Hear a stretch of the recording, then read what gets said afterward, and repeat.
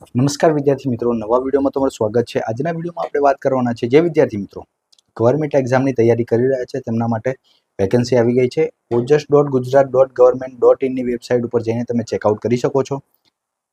એની અંદર પેટા હિસાબનીશ અને ઓડિટરની વર્ગ 3ની 776 જગ્યાઓ એપ્રોક્સ ખાલી છે। એની વેકેન્સી આવી ગઈ છે, તો તમે ક્વોલિફાઈડ હોય તો ત્યાં આગળ ફોર્મ ભરીને તમે એની પ્રિપેરેશન કરીને એની એક્ઝામ ક્વોલિફાઈડ કરીને તમે જોબ મેળવી શકો છો।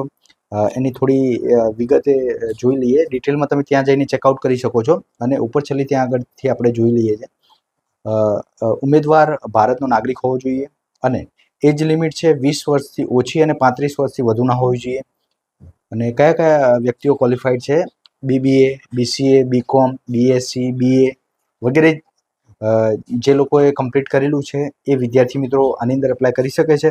અને ખાસ ધ્યાનમાં રાખવા જેવી બાબત છે, 30/6/2026 લાસ્ટ ડેટ છે, ત્યારબાદ તમે એપ્લાય નહીં કરી શકો, બરાબર। CA જેને કરેલું હશે એ પણ ક્વોલિફાઈડ છે આ વેકેન્સી માટે, બરાબર।